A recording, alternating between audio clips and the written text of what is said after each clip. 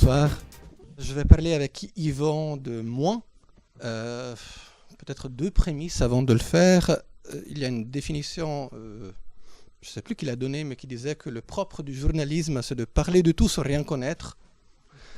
Nous, en plus, on est des journalistes amateurs. Donc, ça met déjà le décor. Et on est des journalistes amateurs qui n'ont pas fait d'école de journalisme, mais on a entendu cette histoire de who, where, why, when, how, je crois. C'est le seul mot anglais que je vais dire. Donc, on a essayé de se répartir un peu la présentation comme ça. Donc, pour le qui, la rédaction de moi est formée par 4 personnes depuis le début et 6 maintenant. 2 sont ici. Il y a encore Mathieu Glaire, Alessia Didio, Myriam Buller et Philippe Huguenin. Quoi, un journal qui parle d'écologie politique, où dans la Suisse romande, on n'a pas de véritable base, on a un siège qui est à Vevey, donc où habite Yvan pour avoir une adresse, et on se rencontre un peu n'importe où pour faire nos séances de rédaction, surtout au bistrot de la gare. Qu'est-ce que j'ai oublié encore? Quand, c'est depuis 2 ans, et c'est avec une fréquence de parution de une fois chaque 2 mois, donc c'est un bimestriel. Et ce qui est plus intéressant et plus en rapport avec le thème de ce soir, c'est le pourquoi, et c'est ce que je vais essayer d'expliquer, et le comment, et ça c'est Yvan qui va faire après. Ça a l'air très allemand comme ça, hein? Mais ça, vous allez changer d'avis assez vite. Par rapport au pourquoi, il y en a 3 qui nous posent souvent comme question. Le premier, c'est pourquoi un journal de plus? Pourquoi un journal de plus qui s'appelle moi? Et pourquoi un journal de plus qui s'appelle moi sur du papier? Donc ça, c'est un peu les 3 pourquoi que je vais essayer d'expliquer. En partant de l'idée que c'est déjà marrant comme question de poser la question du pourquoi. Si on avait décidé de produire une nouvelle marque de yaourt, un rasoir à 7 lames ou un nouvel modèle de bagnole, on ne posait pas la question du pourquoi. C'est pour la thune. Ça se justifie dans la société de marché, on cherche le profit. Dès le moment où on cherche quelque chose d'autre, il faut se justifier. Nous, la justification qu'on a trouvée, donc la planque, c'était celle de dire on a envie de faire connaître les idées de la décroissance. Qu'est-ce qui fait qu'on a cette envie-là? C'est parce qu'on estime, un peu comme le disait Yvan tout à l'heure par rapport au traitement de l'écologie, que la décroissance est soit absente, soit maltraitée dans la plupart des médias mainstream, comme on les appelait tout à l'heure. Pourquoi maltraité? Parce qu'il y a tout un tas d'amalgames. L'amalgame le plus célèbre est celui avec, c'est la caricature de l'âge de pierre, de la bougie, des calèches, du retour en arrière, qui ont préjugé contre lequel on se bat pas péniblement. Il y a l'amalgame avec la récession, donc avec le fait que la décroissance, c'est juste le signe moins, comme notre titre, devant le PIB, alors que ce n'est pas que ça. Et puis, peut-être encore plus grave, depuis quelques années, donc en concomitance avec le lancement de l'initiative Ecopop, on associe décroissance à démographie et pas décroissance à économie. Tandis que la décroissance que l'on prône, nous, est celle économique. Mais là aussi, c'est un amalgame qui est très présent. Est-ce qu'il n'y a pas d'autres moyens qu'un journal pour faire connaître les idées de la décroissance? Dieu merci, oui, il y en a beaucoup, par les mots et par les actes. Il existe notamment plusieurs réseaux d'objection de croissance à Genève, à Lausanne, depuis peu à Fribourg, au Jura, et même en Suisse alémanique, qui organisent des actions, qui organisent des cafés également à Lausanne depuis 2009. Il y a régulièrement des cafés de croissance, et c'est d'ailleurs dans ce cadre-là que les fondateurs du journal se sont rencontrés. Donc non, il n'y a pas que le journal, mais le journal est un moyen parmi d'autres.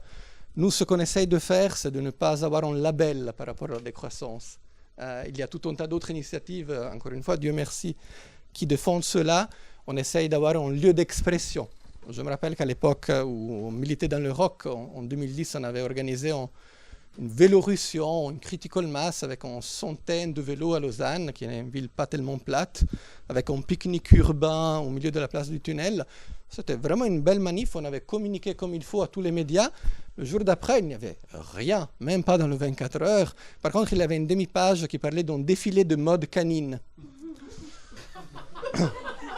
Moi c'est pas pour ça que j'ai fait le journal, mais ça m'est resté de travers. Et voilà. Et puis, lorsque je dis qu'on n'a pas le monopole, c'est que, encore une fois, comme Yvan l'a dit, nous aussi, on essaie d'avoir une pratique d'échange du contenu On l'a fait avec la Méduse, on l'a fait avec le Courrier, on le fait avec l'Anticapitaliste, et voilà. Donc ça, c'est le pourquoi en journal de plus. Pourquoi un journal de plus qui s'appelle Moins? Parce que choisir un titre, c'est pas simple, et on s'est pris le chou entre nous pendant plusieurs temps. Enfin, pendant un certain temps, c'est pas simple de trouver un seul mot qui résume une pensée complexe et victime de caricatures comme la décroissance. On aurait pu l'appeler nous aussi basta, parce qu'il y a certaines choses comme le nucléaire ou la publicité où moins, ce n'est pas juste. Il faudrait plus du tout du nucléaire ou de publicité. On aurait pu l'appeler également moins, mais autrement, parce que ce n'est pas uniquement quantitatif, mais c'est également qualitatif. On aurait pu également dire moins, mais mieux, si ce n'est que c'est une devise managériale. Moins de migrants, mais mieux intégrés. Donc ça ne veut plus rien dire. Ça ne veut plus rien dire. Et finalement, moins, tout court, c'était assez abrupt. Mais d'un côté, on trouvait que dans la société de toujours plus, c'était ce que de plus iconoclaste ou iconoclaste l'on pouvait trouver. Et puis, aussi parce que c'était une façon, si je peux utiliser l'expression qui suit, c'était une façon de ne pas cacher la merde au chat. Il y a également une exigence de renégocier notre niveau de vie. George Bush disait que notre niveau de vie n'est pas négociable. Nous, on s'inscrit exactement à l'envers. Il n'y a pas d'égalité possible sans négocier au niveau de vie matériel.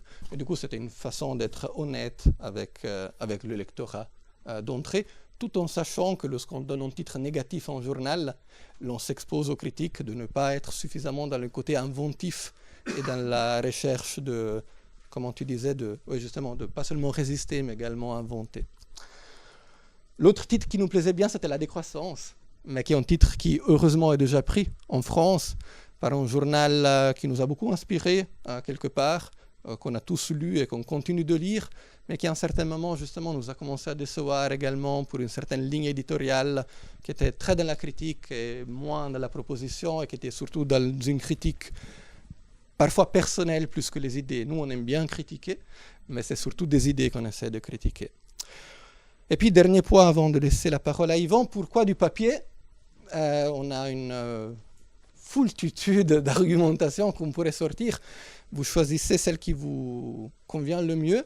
La première, c'est une argumentation paternaliste. Autrement dit, on va le dire, donc on a une équipe de bénévoles, c'est-à-dire qu'on veut votre bien, et on estime qu'on passe déjà suffisamment de temps derrière les écrans. Au boulot, dans le temps libre, dans les transports en commun, il y a déjà trop d'écrans, d'après nous. Donc ça, c'est la raison paternaliste. Ce qui décide ce qui est bien et ce qui ne l'est pas. Après, il y a une autre motivation tout autant agaçante, qui est la motivation prétentieuse. La lecture sur écran n'est pas la même chose que la lecture sur papier. Il y a des études neurologiques qui parlent de concentration et de lecture profonde. Nous, on a la prétention de porter un paradigme qui suggère un changement en profondeur de nos imaginaires. Et d'après nous, le papier se prête mieux à cet exercice-là, même si le papier a un coût, et ça, c'est Yvan qui va nous dire après. On a eu d'autres réflexions par rapport aux nouvelles technologies, dont une, et ça c'est l'argumentation naïve, romantique ou réactionnaire selon les goûts, qui dit que Internet aide à créer des îlots de similarité. Les îlots de similarité, c'est un concept que j'emprunte à Cédric Biagini, auteur de plusieurs bouquins de technocritique ou de critique de la technologie. Par îlot de similarité, il explique que lorsqu'on va sur un site Internet, même que l'on dérive dans notre navigation, au début, il y a toujours une intentionnalité d'aller chercher un certain type d'infos. Dans le papier, il y a une marge de hasard qui est plus grande, qui reste limitée évidemment, parce que chacun a des lectures choisies. Mais il peut arriver d'être dans un kiosque et avoir un nouveau titre qui nous fait de l'œil. Il peut arriver de voir sur la banquette du métro ou du train en journal. Et nous, parmi nos abonnés, on en a certains qui nous ont découvert par hasard. Et bien que c'est romantique, c'est peut-être les abonnés auxquels on est les plus affectionnés. C'est l'idée de sortir d'un cercle d'initiés. Et puis j'ai encore deux raisons,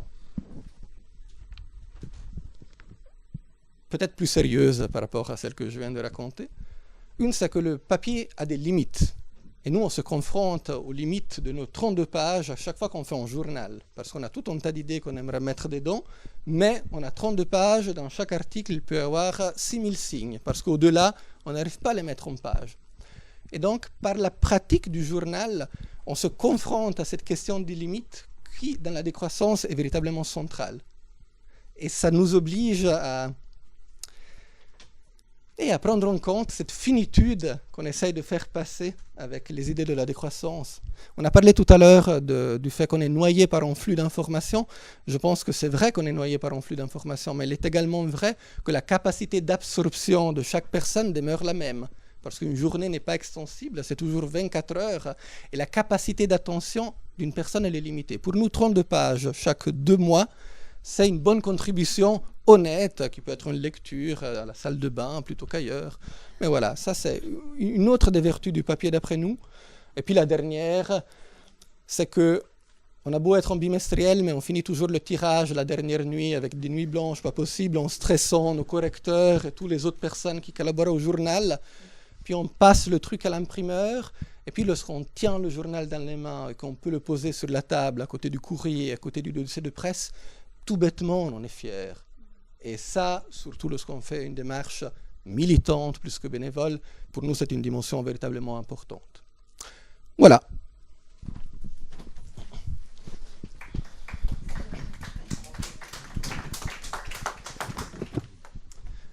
Merci, bonjour à toutes et à tous. Donc, comme vous l'a brillamment expliqué Mirko, je vais vous parler du comment. Comment est-ce qu'on produit ce journal tous les 2 mois. Donc il y a d'abord notre organisation. Moi, c'est une association. Alors, c'était un petit peu la structure qu'on a choisie par défaut, notamment parce qu'elle est à but non lucratif. Mais on avait quand même besoin d'une structure, notamment pour avoir un compte en banque. Autrement, on ne se serait probablement pas mis d'accord sur lequel il fallait verser les contributions des abonnements. Donc pour ça, on s'est dit que d'avoir une association, ça se prêtait bien. Donc ce n'est pas une association qui a des centaines de membres, c'est une association qui a en gros 6 membres, c'est le comité de rédaction. Donc c'est un petit peu une façade pour nous permettre d'avoir une structure. Le but de cette association, évidemment, c'est de publier le journal Moins tous les 2 mois, ou enfin pour l'instant tous les 2 mois. Donc ce comité de rédaction, qui est composé de 6 personnes, il est complètement autogéré. Ça veut dire qu'on a un fonctionnement horizontal, il n'y a pas de rédacteur en chef. Donc on essaye le plus possible de faire vivre cette horizontalité, avec toutes les difficultés que ça comporte.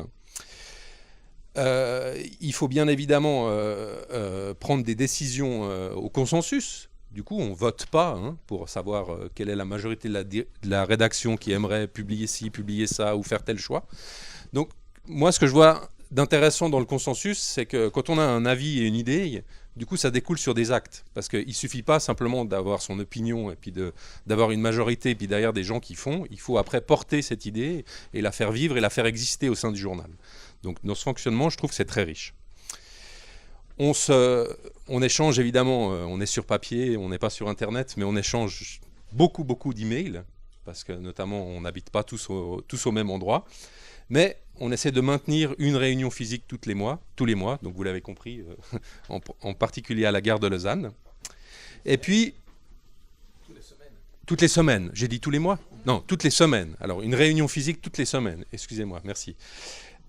Et puis, ces réunions sont ouvertes parfois à des invités qui viennent nous rejoindre pour toutes sortes, pour traiter de sujets qui nous intéressent. Donc, ce n'est pas forcément uniquement les membres de la rédaction, même s'il faut l'admettre, il n'y a pas aussi souvent des invités qu'on le souhaiterait. Et puis, Mirko vous l'a dit, donc, on fonctionne tous sur un système bénévole, donc c'est-à-dire la rédaction, mais aussi toutes les collaborations externes pour faire vivre un numéro, c'est-à-dire en moyenne une trentaine de personnes qui ne sont pas toujours les mêmes, c'est-à-dire les correcteurs, les auteurs d'articles qu'on sollicite pour écrire dans notre journal, enfin tous les illustrateurs, évidemment, on en a tout plein. Et tout ça, c'est des gens qui font ça dans le militantisme, donc qui sont bénévoles. C'est pas complètement une situation idéologique. Pour nous, c'est d'abord pour pouvoir être indépendant d'un financement extérieur, c'est-à-dire notamment de la publicité. Mais c'est vrai qu'aussi que s'il fallait redistribuer une partie de nos bénéfices, parce que vous verrez après qu'on en fait quand même un petit peu, il faudrait le faire sur quelque chose d'égalitaire. Pourquoi on paierait telle tâche, mais pas telle autre ? Pourquoi l'illustration, c'est gratuite, mais le travail d'un rédacteur le serait pas ? Ou est-ce que ça devrait être les tâches ingrates, comme maître soupli, qui devraient être payées, parce que c'est plus difficile de trouver quelqu'un ? Donc, Ça, c'est un petit peu le côté idéologique du militantisme. Et puis maintenant, je vais vous décrire un petit peu la construction d'un numéro, sachant que ça ne se passe pas exactement comme ça, parce qu'on est toujours en train d'en construire plusieurs en même temps. Mais en gros, ce n'est pas le fonctionnement qu'on a eu depuis le début, mais maintenant ce qu'on fait, c'est on commence par définir le thème du dossier central, parce que dans chaque numéro, on a un dossier central qui fait une douzaine de pages, c'est-à-dire un peu plus d'un tiers du journal. Donc une fois qu'on a choisi un thème, on fait ce qu'on appelle des séances de défrichage. Ça veut dire qu'il y a la rédaction qui se réunit, mais qui invite des gens, qui peuvent être des spécialistes ou des personnes qui s'intéressent à ce thème, et puis on essaye de fouiller pour voir de quoi on a envie de parler, et qui on pourrait inviter ou solliciter pour parler de ces thématiques. Alors on est toujours plein de projets, on se dit on va faire des groupes, on va faire ça, puis après on va faire... Ça marche jamais comme ça, mais c'est toujours très enrichissant. C'est jamais comme prévu, mais finalement ça donne quand même de bons résultats. Il y a parfois une seule personne, parfois une dizaine, donc c'est toujours un petit peu la surprise. Une fois ce défrichage fait, on crée l'anatomie du journal, c'est-à-dire qu'on n'est pas encore dans la logique de la pagination, mais c'est-à-dire qu'on pense à toutes les choses qui vont être en dehors de ce dossier. C'est-à-dire qu'il y a des articles d'actualité, il y a des rubriques qui reviennent régulièrement, comme le débat ou le Penser avec les grands, qui est un invité du numéro dans lequel on fait un portrait et puis on sélectionne un certain nombre de citations. Donc on construit tous ces articles, les articles libres aussi, à côté des rubriques, et puis on forme une anatomie. Souvent, à ce moment-là, on a plus d'articles que ce qu'on aura à la fin, parce qu'on sait très bien qu'il n'y a pas tout qui va marcher, il n'y a pas tous les contacts qui vont donner quelque chose, il n'y a pas tous les articles qui vont arriver à temps, donc on a un peu de marge de manœuvre, et puis surtout on sait qu'on peut republier des articles plus tard, si jamais on en avait vraiment trop. Une fois passé cette étape, on en passe à ce qu'on appelle le chemin de fer, ça veut dire que là on rentre dans la pagination du journal, et puis on décide quel article va être publié ou non. On évalue aussi les articles qu'on reçoit de façon spontanée, parce qu'on en reçoit un peu, c'est pas énorme, mais on en reçoit quand même.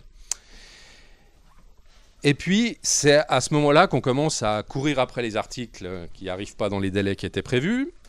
Donc c'est un petit peu le moment où ça se resserre et puis on devient moins ouvert aux idées de l'extérieur pour le prochain numéro qui va sortir. On doit souvent raccourcir des articles. Il vous l'a dit avant, on a 6000 pages, sur 6000 signes. 6000 signes sur une page, parfois on reçoit des articles qui en font 8000, donc il faut les raccourcir, parfois les auteurs n'ont pas le temps de le faire, ou parfois on avait mal peut-être transmis aussi les instructions. Parfois on discute évidemment du fond de ces articles qu'on reçoit, notamment des collaborations externes, et on fait parfois des suggestions de modifications aux auteurs. Et puis parfois ça nous arrive, c'est vrai que c'est assez rarement, mais de refuser des articles. C'est souvent une responsabilité qui est partagée, même des fois la nôtre, c'est d'avoir mal expliqué ce qu'on attendait au départ, ou de l'avoir mal exprimé, parce que c'est vrai que ces contacts se font souvent par le biais d'emails, et puis malheureusement pas assez souvent dans la vie réelle. Après tout ça, il y a la partie de mise en page. Donc ça, c'est pas très... C'est à ce moment-là où on fait des nuits blanches. C'est aussi une tâche qui est faite par les membres de la rédaction. Donc on a une maquette graphique qui a été faite à l'époque par un graphiste que maintenant on réutilise. Et puis finalement l'impression du journal. Donc là, c'est la partie qui est non bénévole. Notre imprimeur n'est pas bénévole. Donc lui, on le paye pour faire ça. On a sélectionné une imprimerie à Bienne qui maintient une ancienne rotative, encore mécanique. Donc il ne pourrait pas tirer un quotidien, mais il tire des mensuels, des mi-mensuels et des bimestriels. C'est aussi une entreprise qui a une convention collective de travail avec ses employés. Donc on a essayé de ne pas partir dans les groupes Edipress ou autres pour aller imprimer. Et puis une fois qu'on a le journal imprimé, ça va relativement vite, c'est toujours étonnant, on passe beaucoup de temps, puis 2 jours après, il y a tout qui est là, il y a tout qui est dans les kiosques. Donc il se passe justement ce moment de la diffusion. Donc notre journal est diffusé dans les kiosques. C'est vrai que ça a été de longues discussions et beaucoup de contradictions pour nous, notamment par la situation de diffusion en Suisse. Alors c'est assez facile. Pour la Suisse romande, il n'y a qu'une entreprise qu'il faut contacter, c'est Naville, qui a un monopole à la fois de la diffusion, mais aussi de tous les points de vente importants qui sont dans les gares ou qui sont dans les... Donc ils possèdent à la fois la chaîne de diffusion, mais aussi les points de vente. Et puis les kiosques indépendants se font aussi livrer par Naville. Donc les conditions, inutile de vous le dire, elles ne sont pas tellement négociables. On laisse au début plus de la moitié du prix de vente. Et puis il fallait fixer un prix fixe aussi. On est dans l'économie réelle, ce n'était pas notre souhait au début. On voulait être diffusé au prix libre, mais là c'est pas possible. On a même été obligé d'imprimer le prix sur le journal. Au départ, on avait choisi de mettre prix libre et une thune en kiosque.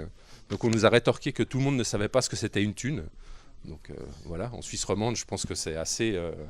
Donc ça, si on n'avait pas imprimé le prix, on n'aurait pas été distribué. Donc on a fait un petit peu comme il fallait. Et puis pour l'instant, c'est toujours le cas. Donc ça, c'est pour la diffusion au kiosque. Donc dans toutes les autres formes de diffusion, c'est-à-dire que ce soit sur abonnement ou en diffusion militante, on est diffusé au prix libre. C'est-à-dire qu'on laisse la possibilité à nos lecteurs ou à nos abonnés de former eux-mêmes le prix pour l'achat du journal. Donc ça, évidemment, ça répond aux gens qui auraient des moyens différents, et surtout, ça oblige un petit peu à s'intéresser à notre fonctionnement, à nos coûts, etc. Donc on reçoit quand même beaucoup de questions par rapport à ça, parce que c'est assez perturbant parfois. Et puis, donc, c'est vraiment quelque chose d'intéressant. Dans la diffusion militante, il y a évidemment les réseaux d'objection de croissance qui sont très présents en Suisse romande, qui font de la diffusion. Ça permet de trouver moins, parfois dans des endroits un petit peu insolites, comme des ateliers de réparation de vélos, des magasins bio, là où on ne trouve pas forcément des journaux. Donc il y a d'autres réseaux. Et puis au niveau des abonnés, donc ça c'est aussi une gestion qu'on fait à l'interne, y compris la partie d'expédition. On est aujourd'hui à peu près à 870 abonnés, moi je ne connais pas les états dans la presse, mais j'imagine que c'est un assez bon lectorat.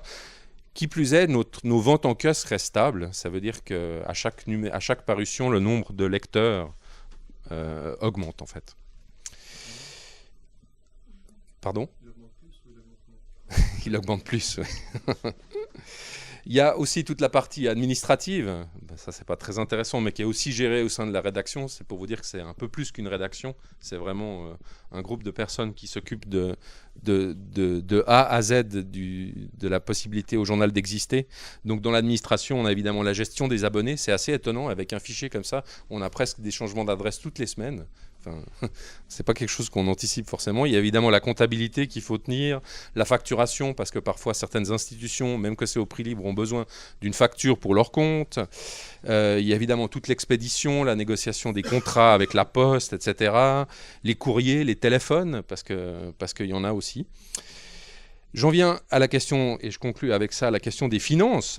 Donc au niveau des coûts, on disait avant, nos prédécesseurs ont dit que ça coûtait cher de faire un journal papier. Alors c'est pas exactement faux. On tire à 3500 exemplaires, ça nous coûte 3000 francs suisses par édition pour l'impression du journal. Donc un journal de 32 pages en bichromie. Donc on a le noir plus une couleur. Et puis, il y a encore, à ça s'ajoute à peu près 1500 francs de logistique. Ça veut dire d'envoi aux abonnés, de livraison à Naville, à Genève, et de livraison dans les réseaux militants. Donc, une édition nous coûte à peu près 5000 francs. Il faut savoir qu'aujourd'hui, une édition nous en rapporte 10 000 en moyenne. Donc, notre compte, à chaque sortie, tous les 2 mois, augmente de 5000 francs. Puisque nous n'avons pas d'autres frais, on n'a pas de locaux, hein, le siège de moins, entre guillemets, est chez moi. On n'a pas de salaire, vous l'avez compris, et puis on n'a pas d'autres frais. On n'a pas d'assurance, on n'a pas rien de spécial. C'est aussi stocké chez nous, ou chez des amis, ou etc. Donc c'est quand même assez intéressant. On est évidemment maintenant en train de se poser la question de ce qu'on va faire de ce pactole. Alors c'est bien d'avoir un peu de réserve, parce qu'on est aussi engagé pour encore 6 numéros avec nos abonnés, notamment les derniers en date. Mais c'est assez intéressant. Je pense qu'on est un des seuls médias papier à avoir trop de sous, quoi. Et puis, voilà, tout cela, donc je vous le reprécise, sans aucun revenu publicitaire, hein. Donc il n'y a vraiment personne qui paye pour mettre du contenu dans notre journal, même de façon détournée. Il n'y a pas de publi-reportage, etc. On a été déjà approché par rapport à ça. Quand c'est pour des événements qui sont proches, chez nous, on suggère aux gens d'en faire un article. Finalement, si on veut parler par exemple, du forum sur la spéculation des matières premières, ben voilà, il y a eu un petit article dans le journal, et puis c'est une très bonne façon de communiquer là-dessus. Voilà, je crois que j'ai fait un petit peu le tour.